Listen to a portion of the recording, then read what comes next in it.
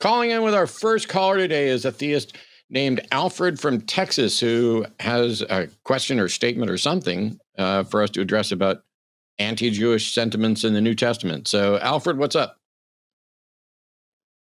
Hi. So I just wanted to make a point that you guys often criticize the New Testament in many ways. And as far as I know, you've never really railed against it for its anti-Jewish passages. I don't care. This is it's just shocking to me. The New Testament does have anti-Jewish overtones that have caused Christians to murder and oppress Jews for centuries. And it's those anti-Jewish passages that we Christians have to wrestle with. And it's shocking to me that... Then you need to go wrestle with it. I don't need to wrestle with it at all. My only concern with the New Testament is it true? It's just shocking to me that we live in a post-Shoah world and you guys can't be I'm sorry, bothered Alfred. Yes. Alfred, would you like to defend your theistic beliefs and why we should share them? Is it because the victims are religious? That's why you really don't care, or what? Alfred, are you going to defend your beliefs and why we should share them? I'm just asking a question. I'm just asking a question, which I'd like you to answer. And since it's our show, Sure. And your job as a theist calling in is to defend what you believe and why we should believe it. If you're calling in to say that Christians need to wrestle with anti-Jewish sentiments in the New Testament, you don't do that on this show because we're not Christians. I don't need to wrestle with it. If you want to say that, I do talk about that. I have talked about it at length personally. Yeah. I'm happy to hear that. Okay. But also, I don't need to talk about it because it doesn't matter. If, in fact, the story is true... it matters. No, it doesn't. If, in fact, the story is true, then the narrative there is justified. And what conclusions people draw from it, if they draw an anti-Jewish sentiment, is their own problem. But if the story is true, right, if the Jews were responsible for killing the Messiah, which is what the New Testament narrative is... They were not. Sorry, what? They were weren't, not. and that's correct. They weren't actually responsible. Most historians believe. Yeah, most historians believe that some Jewish authorities took Jesus to Pilate. Hey, he's causing trouble, and he was like, "Sure, we'll take it from here." It wasn't like you had a subject people pressuring their overlord is too much of a statement, but that they could have pressured him into killing one of their own people. I don't care. You're telling me what people believe about the story, and I only care if it's true. Do you think Jesus is true? Was he real? I have no idea if he existed or if we have any record of what he said or did. We have Paul's letters and the Gospels. Paul's letters don't confirm anything about the existence of Jesus. As a matter of fact, there are some historians who would hold that Paul doesn't even believe in an actual physical Jesus. I disagree with them, and I think Paul did, or the author that is attributed with Paul for a number of different things. But I don't have any reason to believe that Jesus did any of the things that are attributed to him or said any of the things that are attributed to him. Okay, so you think Paul believes that Jesus was a real human being? Yes. And he was writing about 20 years after the fact. So what could cause you to doubt that Jesus was real?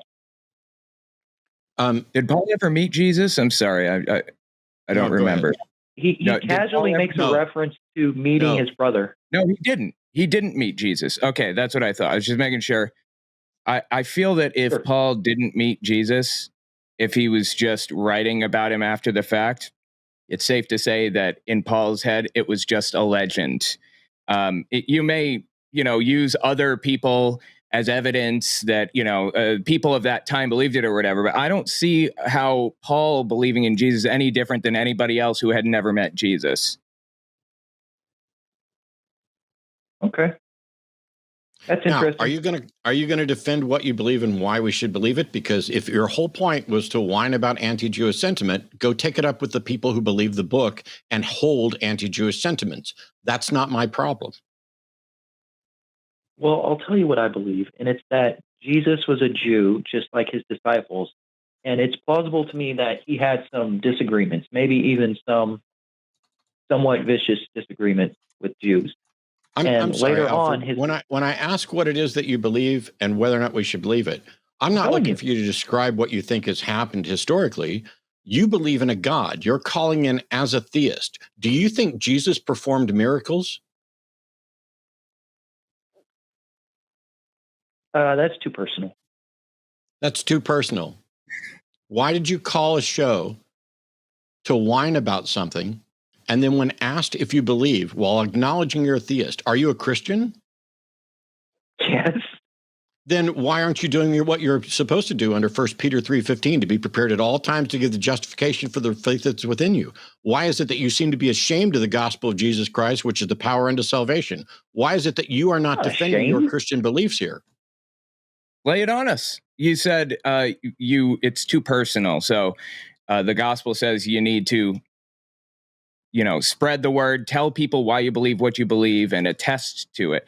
So tell us why, or what is it exactly that brought you to where you are in the first place? I'm just the reason I called in was because of the anti-Jewish polemic. I don't give a shit. How many times do I have to explain to you, Alfred, that I don't give a shit about that topic? Why are you afraid to defend your own beliefs about Christianity? Why did you call in if it's too personal? You're not a fucking co-host here. This is not your soapbox. Are you going to defend your beliefs or are we going to hang up? Looks like you're going to hang up. Correct. May I ask a question before I leave? No, you can't, because you haven't done anything to deserve to ask a question. All right. Okay. Thank you. Goodbye. How sad. So here we are. We've got this show. We give theists priority. We have exactly one theist caller calling in. And the only thing he wants to do is, as a Christian, complain about how other Christians aren't adequately wrestling with the anti-Jewish sentiment in the New Testament. Call a Christian show and talk to them. I don't have an anti-Jewish sentiment. I certainly don't have any anti-Jewish sentiment that's rooted in the New Testament, nor am I advocating for one. Why didn't you call in, by the way, to talk about the anti-woman sentiment throughout the entire Bible? Why didn't you call in to complain about the pro-slavery sentiment, the pro-inherited sin sentiment? Is all that too personal? I'm sorry that you have your pet little issue, but it's not our issue. Owen, are you harboring anti-Jewish sentiment from the New Testament? I mean, you've actually talked about it before. I have, yeah. No, I'm not. The New Testament definitely has kind of anti-Jewish sentiment, of course, and it has been used by like the Pope to justify, atrocities and all of that. But again, it's not really it's not on us to solve that, really. It's something that needs to be solved within the Christian community, seems to me, right? Yeah. And it would be, and I know that there are, for example, like ecumenical councils and things like that, where you'll get Jews and Christians together to talk about, hey, Jews don't believe Jesus was the Messiah, generally speaking. Some do, but now those are,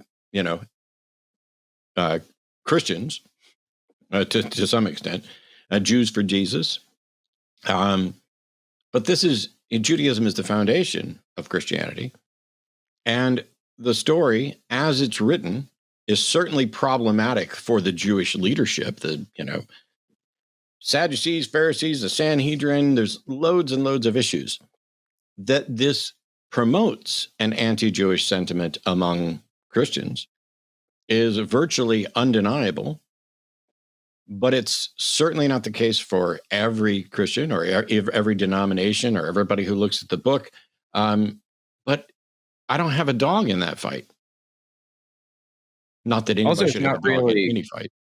It's not really an issue in the United States today as much as in other places. Like in Europe in the past 200 years, or even the past 1,000 years, been a big problem. But Protestants in the U.S. have very much fallen on the other side, where there's like this kind of an obsession with the Jewish community and their role in prophecy and everything else. That's in part why Israel exists in the first place, because of the support of the United States and the Christian kind of undertones behind it. So it is a problem kind of on a worldwide scale, but not so much for us, not as much. It's a bizarre call, though, because right off the bat, here's an individual for whom, this is too personal. I don't believe that the caller was for real. I believe that was another prank caller, because when I say that I'm not concerned about that, the first thing is, is it because the victims are religious? No, you fucking troll. It's not because the victims are religious. It's because this is not my issue. I'm not here to fix Christianity. I'm here to end it or force it to demonstrate that it's true. And so if the only thing that I have concerns about is, hey, is what the story says true? If, give us Barabbas. Well, that's certainly enough to fault some people, not Jews, but some people. But we have no reason to think that any elements of the story are sufficiently true to reach a conclusion about him. We don't have sufficient reason to believe a miracle, certainly. But we also don't have reason to believe the census of Quirinius and Herod. That whole element of the story is just absolute nonsense. And so when you make a list of all the things that are associated with Jesus and Jesus's life, the number of things that we can confirm is pretty much zero. There are things that it might be reasonable to just accept or take on their word. Like historians, when they look at this, they like, this is an individual who's spoken about as if he existed by other people who existed. So we will just presume that person existed. And there very well may have been a Jesus. I'm not a mythicist. I'm not asserting that Jesus didn't exist. My position is that it's problematic to try to assert that he existed. But even if we assume that there was some real person there, hang on, I'm going to ban this liar in chat. Cool. If we assert that he did exist, and the next step is to figure out, what did he say? What did he do? I don't know how to do that. And certainly, if you're a Christian and you're bothered by the fact that New Testament is inspiring some anti-Jewish sentiment, you need to take it up with other Christians. You know what else you need to do? The Bible as a whole, the Jewish and Christian aspects of it, have an anti-woman sentiment. Are you worried about that, Alfred? Are you ready to call in and defend the anti-woman sentiment? Why'd you pick this issue? But totally agreed. Eric, do you want to learn how to Mongolian throat sing? Check this out. No, you try. No, keep that shit to yourself. Don't let me hear it. Anyway, thanks for watching that clip. Patreon.com/calltheline is where you could support us. And maybe you should subscribe and like the video, because it was a killer video. Or maybe it wasn't. Was it a Forrest video? If this was a Forrest video, you don't have to click like. If it was an Eric video, go ahead and click dislike.